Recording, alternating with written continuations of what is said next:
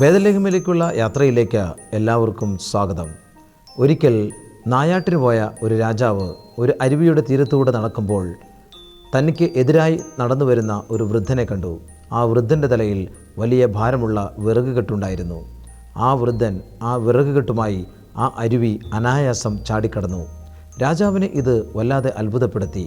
അയാൾ ആ വൃദ്ധനോട് ഇങ്ങനെ പറഞ്ഞു: വലിയ ഭാരമുള്ള ഈ വിറകുകെട്ടുമായി ഒരിക്കൽ കൂടി നിങ്ങൾക്ക് ഈ അരുവി ചാടിക്കടക്കാനായിട്ട് സാധിക്കുമോ?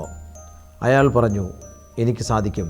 രാജാവ് പറഞ്ഞു, അങ്ങനെയാണെങ്കിൽ നിങ്ങൾക്ക് ഞാൻ 1000 സ്വർണ്ണ നാണയങ്ങൾ തരാം. വൃദ്ധൻ പിന്നീട് പലതവണ പരിശ്രമിച്ചിട്ടും അയാൾക്ക് അരുവി ചാടിക്കടക്കാൻ സാധിച്ചില്ല. അപ്പോൾ രാജാവ് ചോദിച്ചു, നിങ്ങളെങ്ങനെയാണ് ആദ്യം ഈ അരുവി ചാടിക്കടന്നത്? അപ്പോൾ ആ വൃദ്ധൻ പറഞ്ഞു, ആദ്യം ഈ വിറകുകെട്ടിൻ്റെ ഭാരം മാത്രമേ എൻ്റെ തലയിലുണ്ടായിരുന്നുള്ളൂ. പിന്നീട് 1000 സ്വർണ്ണ നാണയങ്ങളുടെ ഭാരം കൂടി അതിന്മേൽ വന്നു. അതുകൊണ്ടാണ് എനിക്ക് രണ്ടാമത് അത് ചാടിക്കടക്കാൻ സാധിക്കാതിരുന്നത്.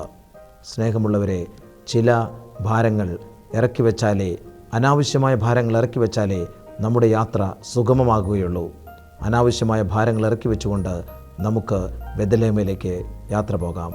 യേശുനാമത്തിൽ സ്നേഹവന്ദനം.